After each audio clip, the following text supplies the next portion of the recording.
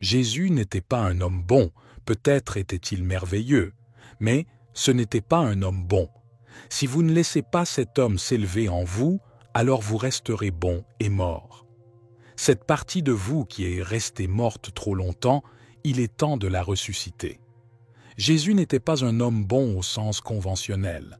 Il représentait une menace pour l'ordre établi et les autorités religieuses de son temps. Pourtant, il portait en lui quelque chose de merveilleux et de profondément bon pour l'humanité. Quiconque perturbe la situation existante n'est pas un homme bon, n'est-ce pas? Oui ou non? Dans une situation donnée, quelqu'un qui perturbe votre situation familiale, quelqu'un qui perturbe votre situation sociale ou politique, la situation nationale ou internationale n'est pas un homme bon dans cette société, n'est-ce pas? Donc Jésus n'est pas un homme bon. Ce n'est pas qu'il n'y a pas de Christ en toi, c'est juste que tu l'as gardé pendu, impuissant. Et il a besoin de peu d'autonomisation. Il a besoin d'être élevé. Jésus est venu nous montrer que nous portons tous en nous le divin.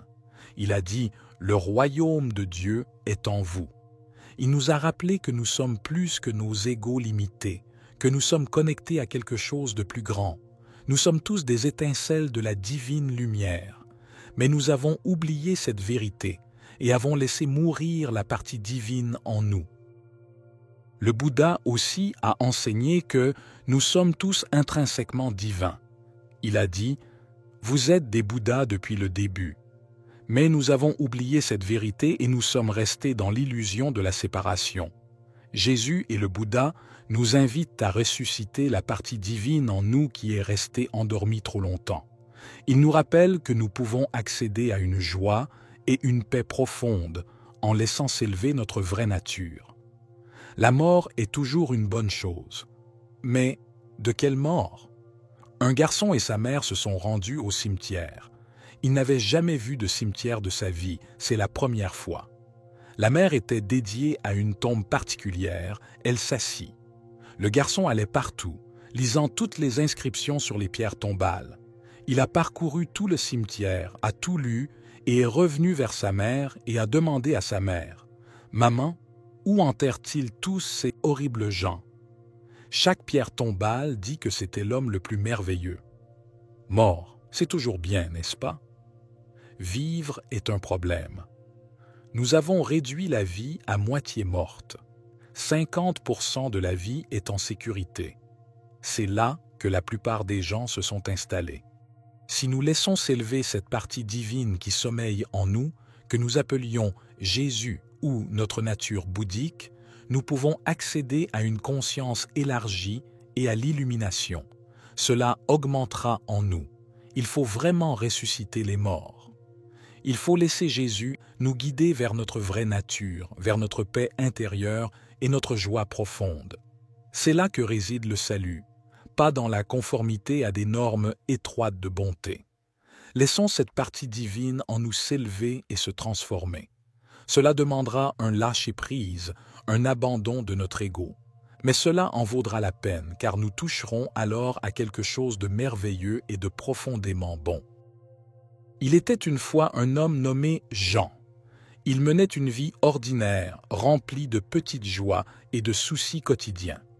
Mais au fond de lui, il ressentait que quelque chose manquait. Un jour, il entendit parler du Christ et du message d'amour et d'illumination qu'il est venu apporter. Cela éveilla en lui un écho lointain, comme s'il se souvenait vaguement de quelque chose d'important qu'il avait oublié. Mais Jean continua à mener sa vie comme avant. Il n'était pas prêt à lâcher prise, à laisser s'élever le Christ en lui. Alors il vécut et il mourut, sans avoir atteint la joie et la plénitude auxquelles il aurait pu accéder. À sa mort, Jean se retrouva face à face avec le Christ. Le Christ lui dit « Jean, tu portais en toi une étincelle divine, mon reflet en toi.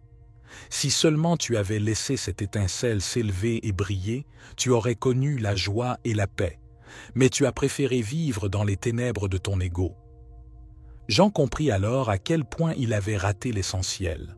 Il avait passé sa vie à courir après des choses insignifiantes, sans laisser s'éveiller la partie divine en lui.